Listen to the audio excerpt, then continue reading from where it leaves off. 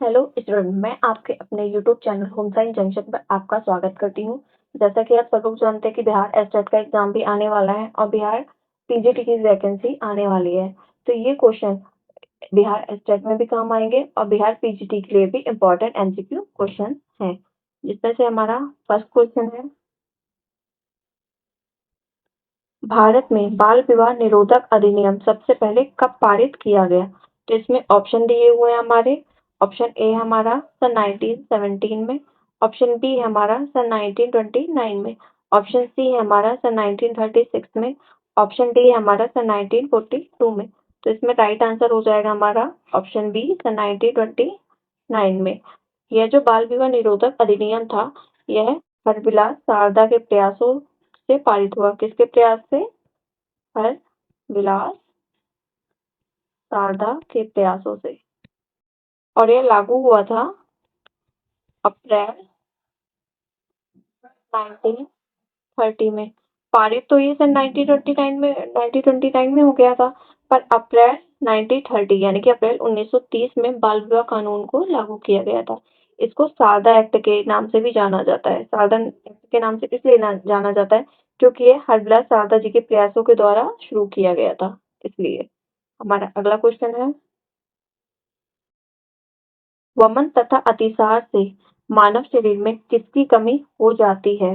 तो इसमें ऑप्शन दिए हुए हैं हमारे। ऑप्शन ए है हमारा जल, ऑप्शन बी है हमारा वसा, ऑप्शन सी है हमारा लौह, ऑप्शन डी है हमारा कैल्शियम।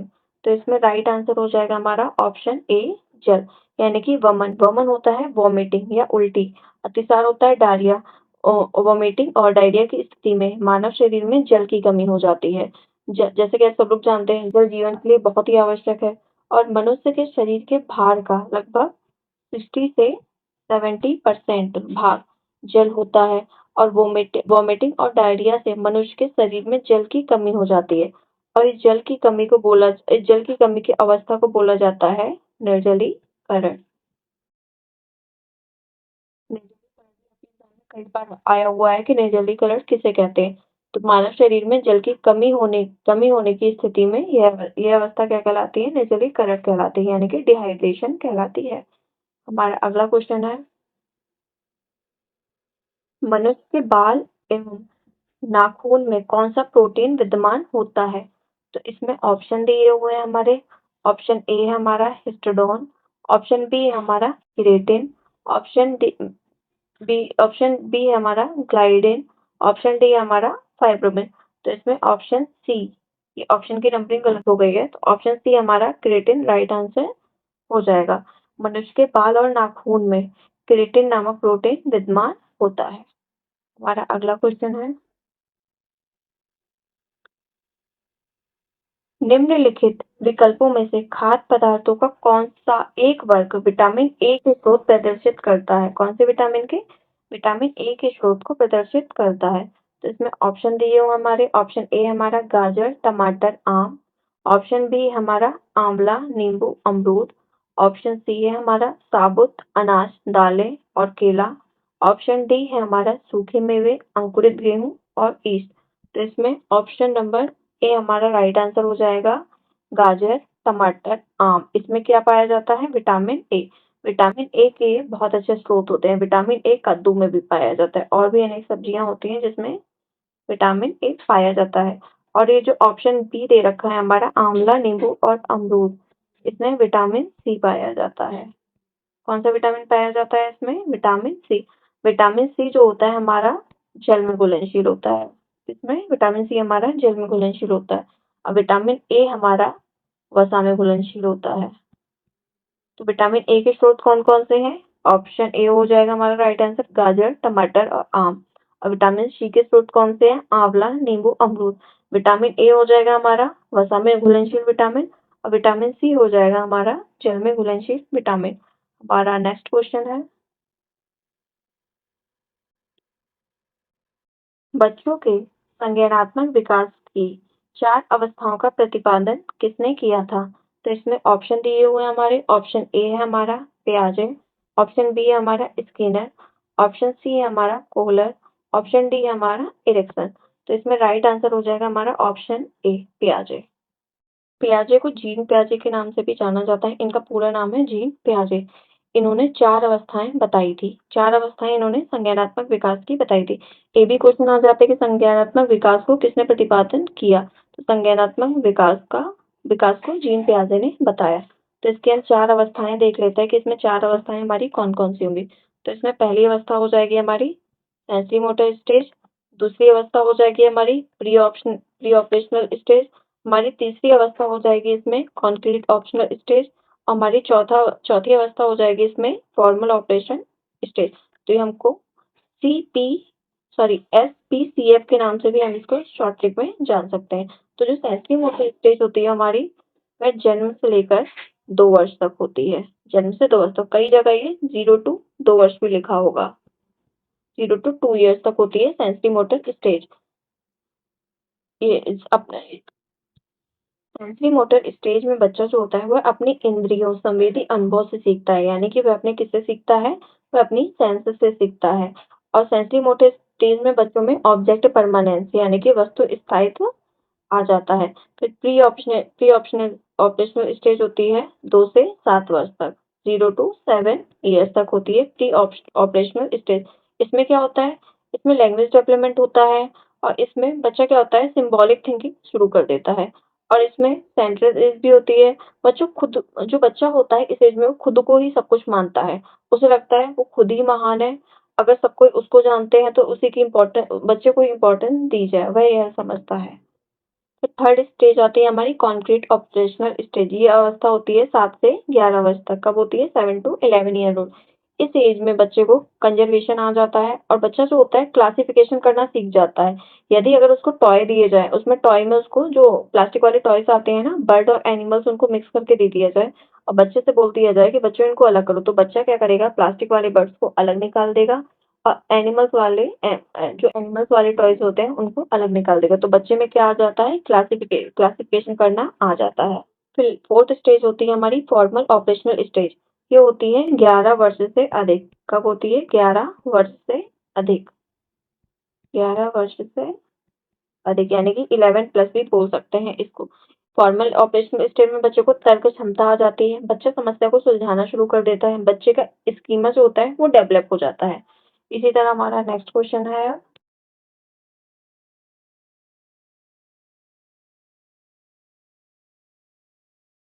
मनोवैज्ञानिक जीन पियाजे का जन्म किस देश में हुआ?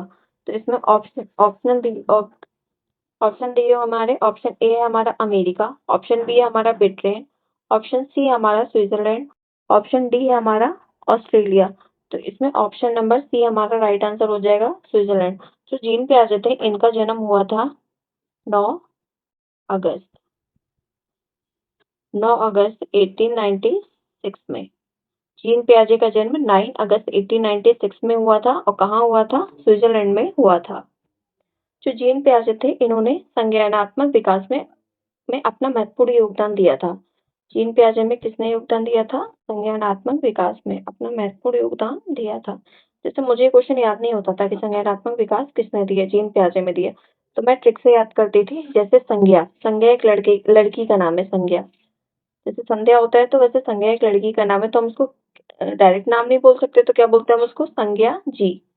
संज्ञा जी। तो संज्ञानात्मक विकास किसने दिया? जीन पियाजे ने दिया। हमारा अगला क्वेश्चन है, किसका कथन है कि पोषक मनुष्य व उसके शारीरिक, सामाजिक, जैविकी पहलुओं के बीच का संबंध है? इसमें ऑप्शन दिए हुए हैं हमारे। ऑप्शन ए है हमारा पुटकिन, ऑप्शन बी है हमारा फ्रॉयड, ऑप्शन सी है हमारा टर्नर, ऑप्शन डी है हमारा फ्रेडरिक। तो इसमें ऑप्शन नंबर ए हमारा राइट आंसर हो जाएगा, पुटकिन। तो पुटकिन ने ही यह कथन कहा कि पोषक मनुष्य व उसके शारीरिक, सामाजिक और जैविक पहलुओं के बीच का संबंध है। किसने कहा? ये पुटकिन ने। हमारा option number A right answer हो जाएगा। हमारा अगला क्वेश्चन है, ब्लांचिंग फल संरक्षण की एक विधि है जिसमें ऑप्शन दिए हुए हैं हमारे, खाद्य पदार्थों से सूक्ष्म जीवों को निकालना, ऑप्शन बी है हमारा खाद्य पदार्थों में उपस्थित सूक्ष्म जीवों को मारना, ऑप्शन सी है हमारा खाद्य के एंजाइम को अक्रियाशील बनाना, ऑप्शन डी है हमारा रासायनिक क्रिया की दर को कम करना। तो इसमें राइट आंसर हो जाएगा हमारा ऑप्शन नंबर बी, खाद्य पदार्थों में उपस्थित सूक्ष्म जीवों को मारना। जैसा कि इसमें दिया हुआ है, ब्लांचिंग किसकी विधि है? फल संरक्षण की एक विधि है। तो ब्लांचिंग में क्या करते हैं, जैसे हमें टमाटर की ब्लांचिंग करनी है, तो टमाटर को पहले तो हम गर्म पानी में डाल देंगे, उसके बाद तुरंत उसे किसमें डाल देंगे हम? ठंडे पानी में, यानी कि कोल्ड वाटर में डाल देंगे। तो इससे क्या होगा, जो टमाटर के छिलके होते हैं ना, ऊपर के जो छिलका होता है, वो मुलायम होके फट जाएगा, तो हम उसको आराम से छील सकते हैं। तो ये होती है हमारी ब्लांचिंग की प्रक्रिया। ये किसके लिए की जाती है? खाद्य पदार्थों में उपस्थित सूक्ष्म जीवों को मारने के लिए। हमारा अगला क्वेश्चन है, किसी बच्चे की किसी बच्चे की वृद्धि और विकास का अध्ययन करने की सर्वोत्तम विधि है। तो इसमें ऑप्शन दिए हुए हैं हमारे, ऑप्शन ए हमारा विकासात्मक विधि, ऑप्शन बी हमारा तुलनात्मक विधि, ऑप्शन सी हमारा सांख्यिकी विधि, ऑप्शन डी हमारा मनोविश्लेषणात्मक विधि। तो इसमें राइट आंसर हो जाएगा हमारा ऑप्शन ए, विकासात्मक विधि। यानी कि विकासात्मक विधि से ही बच्चे की वृद्धि और विकास का अध्ययन कर सकते हैं हम लोग। और विकासात्मक विधि में बच्चों के शारीरिक, मानसिक, संवेगात्मक, भाषात्मक तथा सामाजिक पक्षों का अध्ययन भी किया जाता है। हमारा अगला क्वेश्चन है, बुद्धि लब्धि मापने की जन्मदाता है। ऑप्शन दिए हो हमारे, ऑप्शन ए है हमारा स्टर्न, ऑप्शन बी है हमारा विनय, ऑप्शन सी है हमारा टर्मन, ऑप्शन डी है हमारा इनमें से कोई नहीं। तो इसमें ऑप्शन नंबर सी हमारा राइट आंसर हो जाएगा, टर्मन। मतलब टर्मैन ने ही बुद्धि लब्धि मापने के जन्मदाता के रूप में जाना जाता है। बुद्धि लब्धि का सर्वप्रथम प्रयोग किया था अल्फ्रेड बिने ने। क्या किया था इन्होंने? सर्वप्रथम बुद्धि परीक्षण का सर्वप्रथम प्रयोग किया था। बुद्धि इन्होंने क्या किया था? बुद्धि परीक्षण का प्रयोग किया था सर्वप्रथम। किसने किया था? बिने ने। अब बुद्धि लब्धि के मापने के जन्मदाता कौन है? टर्मन। तो हमारा option number C right answer हो जाएगा। हमारा अगला क्वेश्चन है,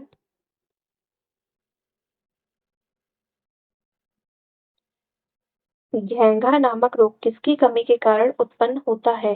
तो इसमें ऑप्शन दिए हुए हैं हमारे, ऑप्शन ए है हमारा जिंक, ऑप्शन बी है हमारा कैल्शियम, ऑप्शन सी है हमारा आयोडीन, ऑप्शन डी है हमारा क्लोरीन। तो इसमें राइट आंसर हो जाएगा हमारा ऑप्शन नंबर सी आयोडीन। मतलब घेंघा नामक रोग जो होता है ना, वो किसकी कमी से होता है? आयोडीन की कमी से होता है। घेंघा रोग को हम गंड माल के नाम से भी जाने जाते हैं। किस नाम से जानते हैं इसको? गंड माल के नाम से भी जानते हैं इसे। और आयोडीन की कमी के कारण थायराइड ग्रंथि फैलने लगती है। कौन सी ग्रंथि फैलती है हमारी? थायराइड ग्रंथि।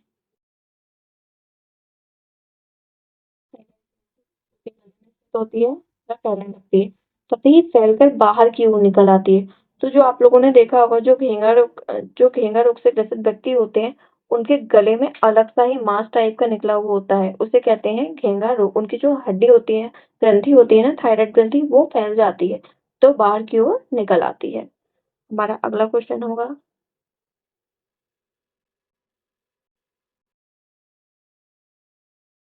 बुद्धि लब्धि मापने के जम जाता है। तो ये क्वेश्चन हमारा रिपीट हो गया है। तो इसका ऑप्शन नंबर सी हमारा राइट आंसर हो जाएगा, टर्मन। क्या राइट आंसर हो जाएगा हमारा? Option number C Terman. हमारा अगला क्वेश्चन है, डीपीटी का टीका निम्नलिखित में से किस प्रकार का होता है?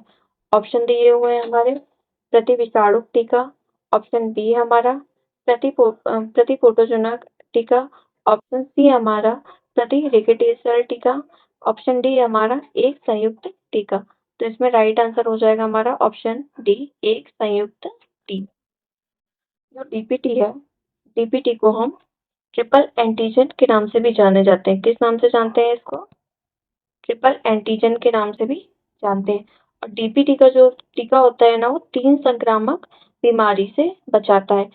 3 संक्रामक बीमारी कौन-सी होती है? जैसे दिया हुआ है डीपीटी, नाम से ही पता चल रहा है। डी से हो जाएगा हमारा डिप्थीरिया, पी से हो जाएगा हमारा परट्यूटिस और टी से हो जाएगा हमारा टिटनेस। तो 3 बीमारियों से हमारी रक्षा करता है कौन? डीपीटी का टीका। Diphtheria, pertussis and tetanus. और परट्यूटिस को हम काली खांसी के नाम से भी जानते हैं। किस नाम से? परट्यूटिस को हम काली खांसी के नाम से भी जानते हैं, काली खांसी। इसी तरह डीबीटी का टीका कौन से प्रकार का टीका होता है? एक संयुक्त टीका होता है। ऑप्शन नंबर डी हमारा राइट आंसर हो जाएगा। हमारा अगला क्वेश्चन है, निमोनिया मानव शरीर के निम्नलिखित में से किस अंग को प्रभावित करता है? तो इसमें ऑप्शन दिए हुए हैं हमारे, ऑप्शन ए है हमारा गुर्दे, ऑप्शन बी है हमारा फेफड़े, ऑप्शन सी है हमारा गला, ऑप्शन डी है हमारा यकृत। तो इसमें ऑप्शन नंबर बी हमारा राइट आंसर हो जाएगा, फेफड़े। तो निमोनिया मानव शरीर में फेफड़े वाले अंग को प्रभावित करता है। निमोनिया में क्या होता है, फेफड़ा जो होता है ना उसमें स्वेलिंग आ जाती है और निमोनिया के लक्षण होते हैं खांसी, बलगम, सीने में दर्द होना, सीने में दर्द, बुखार और सांस लेने में कठिनाई। तो ये क्या होता है, निमोनिया के लक्षण होते हैं। तो निमोनिया हमारे किस अंग को प्रभावित करता है? फेफड़े को। ऑप्शन नंबर बी हमारा राइट आंसर हो जाएगा। और निमोनिया में क्या होता है, फेफड़े में सूजन आ जाती है। ये जो दिए हुए हैं खांसी, बलगम, सीने में दर्द, बुखार, सांस लेने में कठिनाई, ये क्या होते हैं, निमोनिया के लक्षण होते हैं। तो हमारा अगला क्वेश्चन है, कैंसर के ऊतकों की जांच के लिए की जाती है। ऑप्शन दिए हुए हैं हमारे, ऑप्शन ए हमारा बायोप्सी, ऑप्शन बी हमारा बायोस्कोपी, ऑप्शन सी हमारा कोलिडोलॉजी, ऑप्शन डी हमारा रेडियोग्राफी। तो इसमें राइट आंसर हो जाएगा हमारा ऑप्शन नंबर ए, बायोप्सी। तो कैंसर की ऊतकों की जांच करने के लिए क्या की जाती है, बायोप्सी की जाती है। बायोप्सी एक चिकित्सा प्रक्रिया होती है। बायोप्सी में शरीर के किसी भी अंग या ऊतक का एक छोटा सा नमूना या सैंपल लिया जाता है। जिस अंग में कैंसर होने की संभावना लगती है, क्या किया जाता है, उस अंग में ऊतक का एक छोटा सा सैंपल लिया जाता है। फिर इस सैंपल की लैब में जांच की जाती है। बायोप्सी कैंसर की पहचान करने और यह निर्धारित करने के लिए किया जाता है कि कैंसर किस प्रकार का है और यह शरीर के किन-किन हिस्सों में फैला हुआ है। तो बायोप्सी के माध्यम से हम क्या करते हैं, कैंसर के ऊतकों की जांच कर सकते हैं, जिससे हम रोग का पता करके निदान कर सके रोग का, तथा रोगी को हम ठीक कर सके। हमारा अगला क्वेश्चन है, शरीर में कैल्शियम ऑक्सलेट की बहुत ज्यादा मात्रा का कारण बनाती है। तो इसमें ऑप्शन दिए हुए हैं हमारे, ऑप्शन ए हमारा ब्रोंकाइटिस, ऑप्शन बी है हमारा मधुमेह, ऑप्शन सी है हमारा पथरी, ऑप्शन डी है हमारा मेनिंजाइटिस। तो इसमें ऑप्शन सी हमारा सही हो जाएगा, पथरी। तो कैल्शियम ऑक्सलेट की बहुत ज्यादा मात्रा क्या बनाती है, पथरी बनाती है। पथरी को रोगी को जो बीज वाली चीजें होती है ना, जैसे टमाटर, बैंगन, ये सब खाने के लिए मना किया जाता है, क्योंकि उसमें क्या होता है, कैल्शियम ऑक्सलेट की मात्रा होती है। तो इसमें जो और ऑप्शन दिए हुए हैं आप उनको देख लेते हैं। जो ब्रोंकाइटिस होता है ना, ब्रोंकाइटिस होता है फेफड़ों की सांस नली में सूजन से संबंधित होता है ये। और जो मेनिंजाइटिस होता है, मेनिंजाइटिस में ये होता है दिमाग और रीढ़ की हड्डी में स्वेलिंग आ जाती है, इसमें संक्रमण हो जाता है, दिमाग और रीढ़ की हड्डी में सूजन भी हो जाता है और संक्रमण भी हो जाता है। फिर आता है मधुमेह यानी कि डायबिटीज, ये होता है रक्त में शुगर की मात्रा बढ़ने या घटने से संबंधित है। तो ब्रोंकाइटिस किससे संबंधित है, फेफड़ों की सांस नली में सूजन से संबंधित है। और मधुमेह संबंधित है रक्त में शुगर की मात्रा बढ़ने या घटने से। और पथरी किससे होती है, कैल्शियम ऑक्सलेट की बहुत ज्यादा मात्रा के कारण होती है। और मेनिंजाइटिस होता है दिमाग और रीढ़ की हड्डी की सूजन के संक्रमण के कारण। हमारा अगला क्वेश्चन है, क्वेश्चन दिया हुआ हमारा, डैश के बिना एक दूसरे के साथ संवाद करना असंभव है। इसमें जो ऑप्शन दिए हुए हैं वो हमें कोई एक ऑप्शन फिल करना है, यहाँ आएगा फिल करना है हमें। तो ऑप्शन दिए हुए हमारे, ऑप्शन ए है हमारा आवाज, ऑप्शन बी है हमारा हाथ, ऑप्शन सी है हमारा फोन, ऑप्शन डी है हमारा संवाद कौशल। तो इसमें ऑप्शन डी हमारा राइट आंसर हो जाएगा, संवाद कौशल। संवाद कौशल के बिना एक दूसरे के साथ संवाद करना असंभव है। किसी को अपनी बात को समझाने के लिए संवाद कौशल का होना अति आवश्यक होता है। जो व्यक्तित्व का विकास होता है ना, उसका मजबूत पक्ष संवाद कौशल ही होता है। और संवाद कौशल के बिना एक दूसरे के साथ संवाद करना संभव है। तो इसमें ऑप्शन नंबर डी हमारा राइट आंसर हो जाएगा, संवाद कौशल। हमारा अगला क्वेश्चन है, मिशन इंद्रधनुष की शुरुआत कब की गई? तो इसमें ऑप्शन दिया हुआ है हमारा, ऑप्शन ए हमारा 2014, ऑप्शन बी हमारा 2015, ऑप्शन सी हमारा 2016, ऑप्शन डी हमारा 2018। तो इसमें ऑप्शन ए हमारा राइट आंसर हो जाएगा 2014। 2014 को मिशन इंद्रधनुष की शुरुआत की गई थी। इसमें डेट हम देख लेंगे कब शुरू की गई था, 25 दिसंबर। मिशन इंद्रधनुष की शुरुआत 25 दिसंबर 2014 को किया गया था। इस मिशन का उद्देश्य था सभी गर्भवती महिलाओं और बच्चों का पूर्ण टीकाकरण करना। यह इसका उद्देश्य था। मिशन इंद्रधनुष, जैसे कि नाम से पता चलता है इंद्रधनुष, इंद्रधनुष में कितने कलर होते हैं? 7 कलर। तो इस कार्यक्रम को चलाया गया 7 रोगों से संबंधित निवारक टीके के लिए। किसके लिए? 7 रोगों से संबंधित निवारक टीके के लिए मिशन इंद्रधनुष की शुरुआत 25 दिसंबर 2014 को की गई थी। हमारा अगला क्वेश्चन है, विटामिन ए है, ऑप्शन दिए हुए हैं वैक्सीन, ऑप्शन बी है हमारा दवा, ऑप्शन सी हमारा सूक्ष्म पोषक तत्व, ऑप्शन डी हमारा इनमें से कोई नहीं। तो इसमें राइट आंसर हो जाएगा हमारा ऑप्शन सी, सूक्ष्म पोषक तत्व। जो विटामिन ए होता है वो हमारा सूक्ष्म पोषक तत्व होता है। पोषक तत्व को दो भागों में बांटा गया है, एक होता है ब्राह पोषक तत्व, एक होता है सूक्ष्म पोषक तत्व। तो ब्राह पोषक तत्व जो होते, बृहद पोषक तत्व जो होते हैं ना, उसमें आ जाता है प्रोटीन, वसा, कार्बोहाइड्रेट, और सूक्ष्म पोषक तत्व में आ जाते हैं विटामिन एंड मिनरल्स। तो जो विटामिन ए की पहली खुराक होती है ना, वो शिशु को 9 माह की अवस्था में दी जाती है। कब दी जाती है? पहली खुराक दी जाती है शिशु को, पहली खुराक 9 माह की अवस्था पर, और दूसरी खुराक दी जाती है शिशु को, दूसरी खुराक दी जाती है शिशु को 16 से 24 महीने के अंदर, 16 से 24 माह के अंदर। तो विटामिन ए क्या है? एक सूक्ष्म पोषक तत्व है। अब विटामिन ए की पहली खुराक दी जाती है शिशु को 9 माह की अवस्था पर, तथा विटामिन ए की दूसरी खुराक दी जाती है 16 से 24 माह में शिशु को देना चाहिए। हमारा अगला क्वेश्चन है, जन्म लेने के कितने घंटे के भीतर शिशु को बीसीजी का टीका लग जाना चाहिए? ऑप्शन डी है हमारा, ऑप्शन ए है हमारा 24 घंटे, ऑप्शन बी है हमारा 48 घंटे, ऑप्शन सी है हमारा 36 घंटे, ऑप्शन डी है हमारा 50 घंटे। तो इसमें राइट आंसर हो जाएगा हमारा ऑप्शन ए 24 घंटे। जन्म लेने के 24 घंटे के अंदर ही शिशु को बीसीजी का टीका लग जाना चाहिए। जो बीसीजी का टीका होता है, ये तपेदिक रोग से बचाव करता है। किस रोग से? तपेदिक रोग से। तपेदिक रोग से। और तपेदिक रोग को मृत्यु का कप्तान भी कहा जाता है। क्या कहा जाता है तपेदिक रोग को? मृत्यु का कप्तान।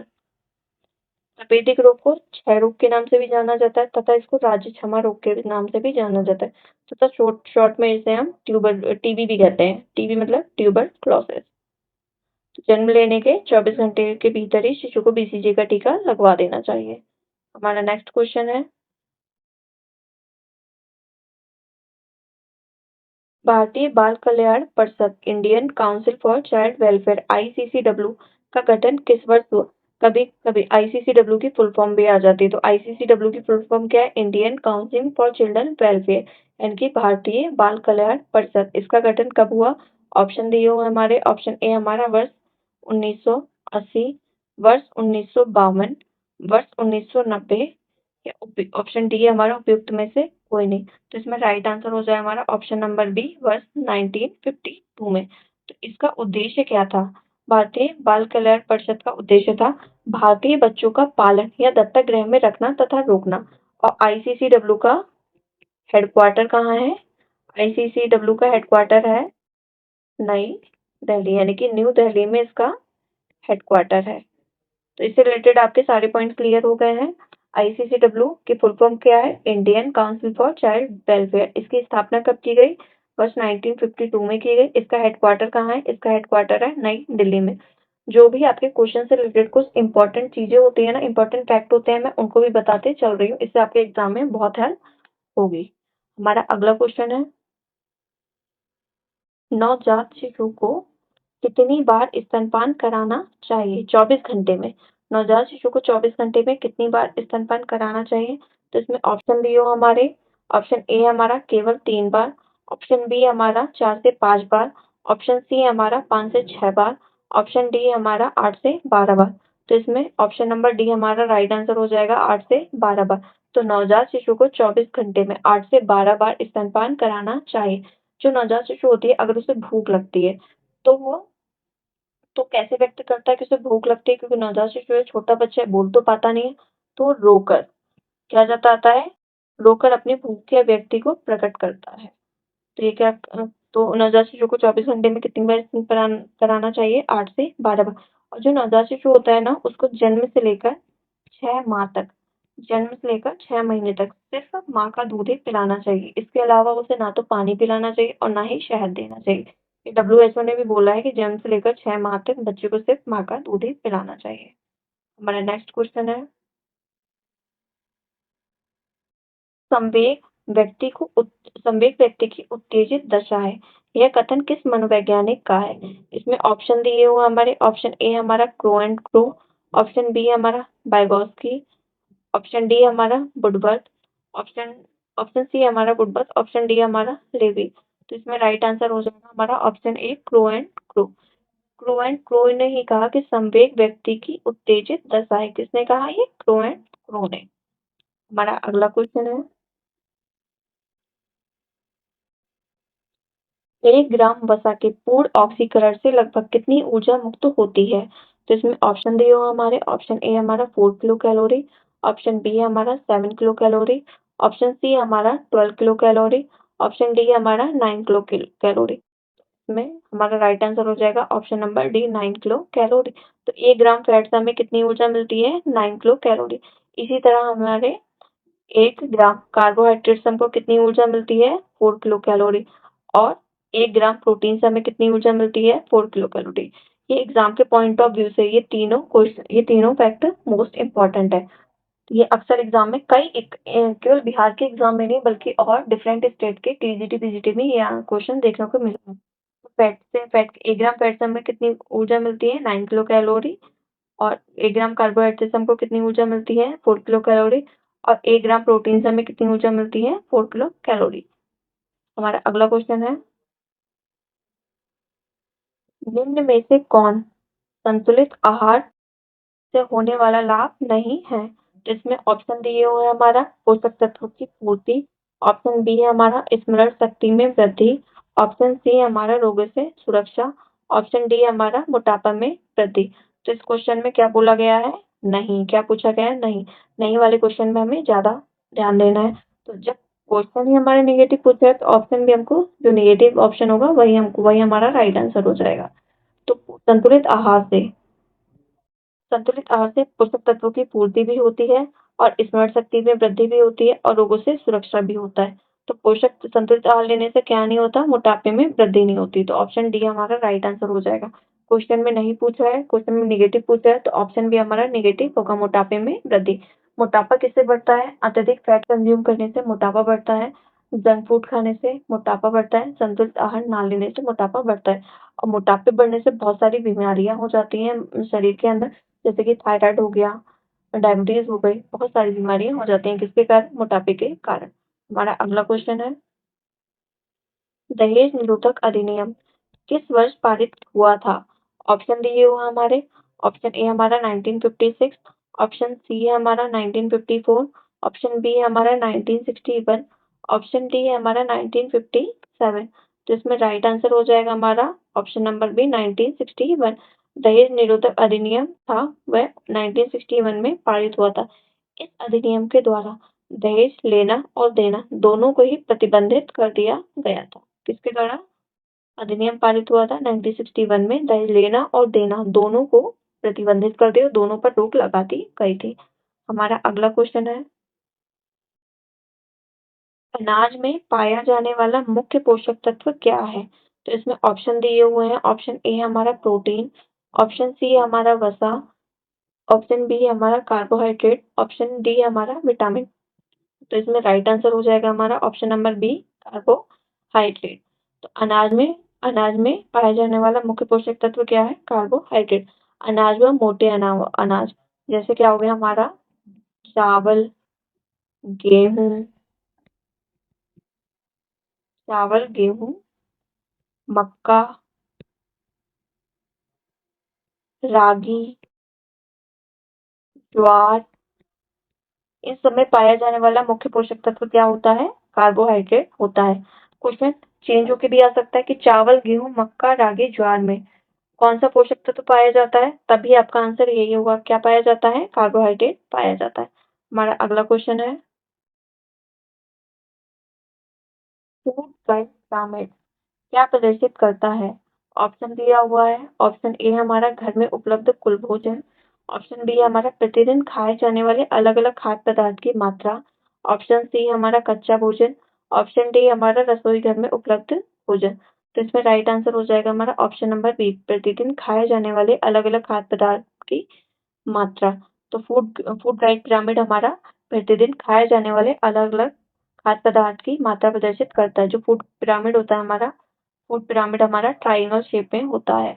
तो जो हमें सबसे ज़्यादा खाना है, वो यहाँ फर्स्ट नंबर पे स्थित होगा, यानी कि नीचे की तरफ होगा, और जो हमें सबसे कम खाना चाहिए, वो सबसे ऊपर की ओर स्थित होगा। तो सबसे कम हमें क्या खाना चाहिए? Fat and sugar. यानी कि हमें मीठा यानी कि शुगर और फैट सबसे कम कंज़्यूम करना चाहिए। हमें सबसे ज़्यादा खाना क्या लेना चाहिए? कार्बोहाइड्रेट एंड प्रोटीन हमें सबसे ज़्यादा लेना चाहिए। हमारा नेक्स्ट क्वेश्चन है, भोजन पकाते समय किस बात पर सर्वाधिक ध्यान देना चाहिए? तो ऑप्शन दिए हुए हैं हमारे, ऑप्शन ए है हमारा स्वच्छता, ऑप्शन बी है हमारा वातावरण, ऑप्शन सी है हमारा समय, ऑप्शन डी है हमारा पकाने का साधन। तो इसमें राइट आंसर हो जाएगा ऑप्शन नंबर ए, स्वच्छता। हमें खाना सदैव कैसे पकाना चाहिए? स्वच्छता के साथ पकाना चाहिए। अगर हम खाना पकाते समय स्वच्छता पर ध्यान नहीं देंगे, तो बहुत सारे क्या होंगे, बहुत सारे कीटाणु हमारे भोजन में आ जाएँगे। तो हम गंदे तरीके से खाना बनाएँगे तो बहुत सारे पोषक तत्व नष्ट हो जाएँगे और कीटाणु भोजन में आ जाएँगे। तो स्वच्छता नहीं रहेगी, इससे क्या हो जाएगा? इससे हम रोग से ग्रसित हो सकते हैं, बहुत जल्दी हम बीमार पड़ जाएँगे। तो भोजन पकाते समय हमें सबसे ज़्यादा स्वच्छता पर ध्यान देना चाहिए। हमारा आज का लास्ट क्वेश्चन है, मानव विकास का अध्ययन करने के लिए किस आनुवंशिक विधि का प्रयोग किया जा सकता है? तो इसमें ऑप्शन दिया हुआ है हमारा, ऑप्शन ए हमारा क्षैतिज, ऑप्शन बी है हमारा लंबवत, ऑप्शन सी है हमारा क्षैतिज तथा लंबवत दोनों, ऑप्शन डी है हमारा इनमें से कोई नहीं। तो ऑप्शन नंबर सी हमारा इसमें राइट आंसर हो जाएगा, क्षैतिज और लंबवत दोनों। मतलब मानव विकास का अध्ययन करने के लिए हमें क्षैतिज और लंबवत दोनों विधि का क्या करना चाहिए? प्रयोग करना चाहिए। हमारे लंबवत में हो जाना चाहिए, यानी कि ऊपर से नीचे, और क्षैतिज में हमारा ऐसे आ जाता है। तो क्षैतिज क्षैतिज और लंबवत दोनों प्रकार के, दोनों मानव विकास के लिए हमें क्षैतिज और लंबवत दोनों आनुवंशिक विधि का प्रयोग किया जाना चाहिए। तो अगर आपको आज के क्वेश्चन अच्छे लगते हैं तो आप चैनल को लाइक, शेयर एंड सब्सक्राइब कर दीजिए। और डेफिनेटली ये आपके क्वेश्चन आपके बिहार पीजीटी, आपके यूपी टीजीटी पीजीटी एंड आपके बिहार एस्टेट में बहुत ज़्यादा हेल्प करेंगे आपके। Thank you so much.